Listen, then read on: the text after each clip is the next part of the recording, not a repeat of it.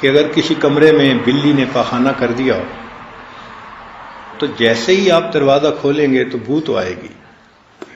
شہنشاہوں کی ترتیب ہے، انتظار کرواتے ہیں، تو مالک الملک بھی انتظار کرواتا ہے، اس لیے وہ بھی چاہتا ہے کہ بیٹھو میری یاد میں۔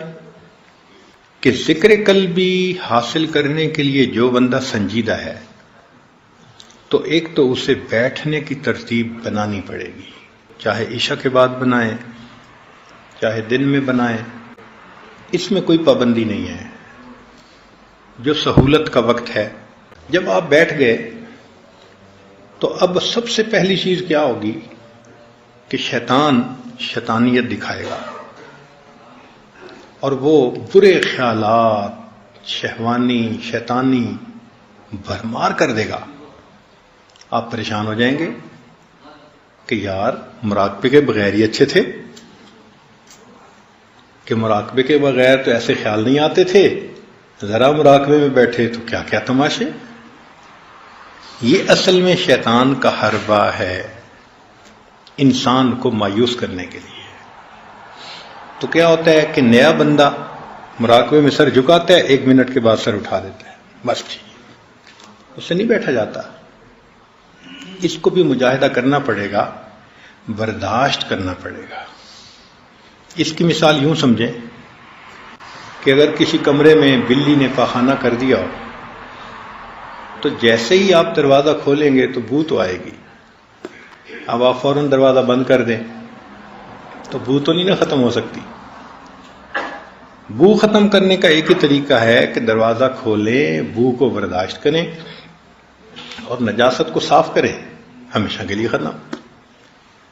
اسی طرح جب ہم مراقبے میں بیٹھتے ہیں اور دل کا دروازہ کھولتے ہیں تو شیطان بلی نے وہاں نجاست کی ہوتی ہے، تو بو کو دیکھ کے بند کرنے کی ضرورت نہیں ہے، بیٹھے رہیں۔ یہ سوچیں کہ اگر اس دل کو میں لے کے اللہ کے سامنے گیا تو کیا شکل دکھاؤں گا کہ تمہارے دل میں یہ کوڑا کرکٹ بھرا ہوا ہے،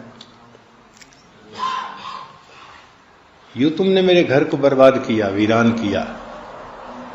تو بلکہ دل میں افسوس ہو کہ میں نے بڑی دیر کے بعد اس چیز کو ریئلائز کیا کہ مجھے دل کو سنوارنا ہے، صاف کرنا ہے۔ تو بیٹھے رہے، جو خیال آتا ہے بیٹھے رہے۔ ہوگا کیا کہ پہلے دن 100 خیال آئیں گے، پھر 99 ہو جائیں گے، پھر 98 ہو جائیں گے، پھر 97۔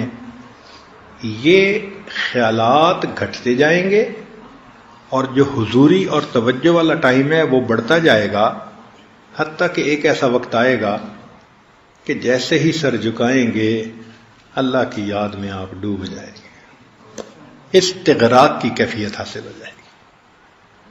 پھر گھنٹوں بیٹھیں گے، دل کے آئینے میں ہے تصویر یار، جب ذرا گردن جھکائی دیکھ لی۔ تو اس میں بیٹھنا اور دوسرا وساوس سے مت گھبرانا، اور تیسرا